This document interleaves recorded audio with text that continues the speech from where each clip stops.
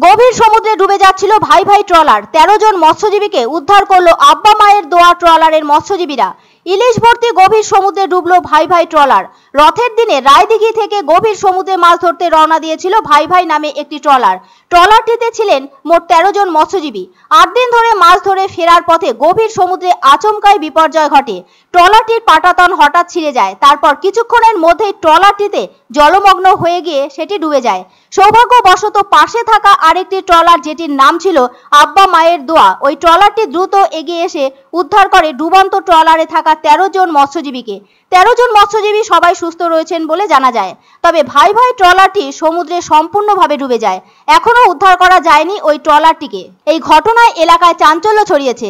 স্থানীয় মৎস্যজীবীদের মধ্যে একটা ভয়ের পরিবেশ তৈরি হয়েছে। তবে মৎস্যজীবীদের দ্রুত উদ্ধার কার্য সম্পূর্ণ হয় অনেকেই স্বস্তির নিঃশ্বাস ফেলছেন। মৎস্যজীবী দপ্তর সূত্রে জানানো হয়েছে, ডুবে যাওয়া ট্রলার উদ্ধারের বিষয়ে প্রয়োজনীয় ব্যবস্থা নেওয়া হবে।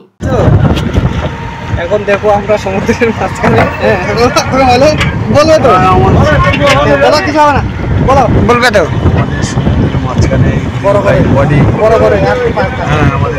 আমাদের কাকদ্বীপ ট্রলারের এই ভাই ভাই ট্রলারটি দেখুন, এই মুহূর্তে আমাদের বাম ফেটে ডুবে যেতে চলেছে। সরি রায়দিঘি মালিক ডাকে যাচ্ছে।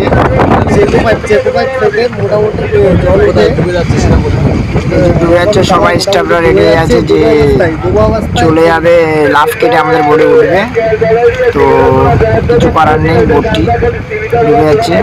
এদের জন্য সবাই দোয়া করো যেন এরকম অবস্থা আর কারোর কিছুতে হতে না হয়, পরিস্থিতির মধ্যে যেন না পড়ে। আর ভাই ভাই বলে একটা যে ট্রলার আছে, ট্রলি, নাসির দা ওর মালিক, বোটটা ফিশিংয়ে যায়। এটা ফার্স্ট ট্রিপ হয়। ফুল তেল চালান বরফ লোড নিয়ে বোটটা বঙ্গোপসাগরে ফিশিং করছিল।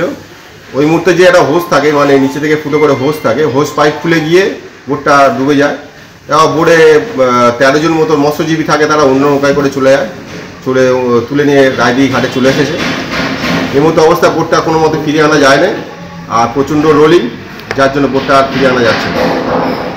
গত শুক্রবার এই রায়দিঘি থেকে এই ভাই ভাই ট্রলারটি নিয়ে আমরা সমুদ্রে পাড়ি দিই, ওখানে মাছ ধরি। আগামীকাল শুক্রবার ছিল, আজকে শনিবার। তা কাল মাছ ধরার পরে আমরা ফিরছি, সেই সময় হঠাৎ দুর্যোগ পরিস্থিতি খারাপ হয়ে যায়।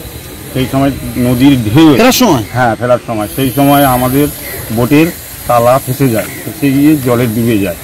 তারপরে আব্বা মায়ের দোয়া এই ট্রলারটি ওয়ারলেস করলে এসে আমাদের এই 13 জন লেবারকে উদ্ধার করে নিয়ে আসে আসবো। হ্যাঁ, দিনের বেলা হয়েছিল বলে আমরা বেঁচেছি, ওয়ারলেস করে পেয়েছি, এই ট্রলারগুলো আমাদের পেটে তুলেছি। কিন্তু রাত্রে হলে তো আমরা বাঁচতে পারতাম না।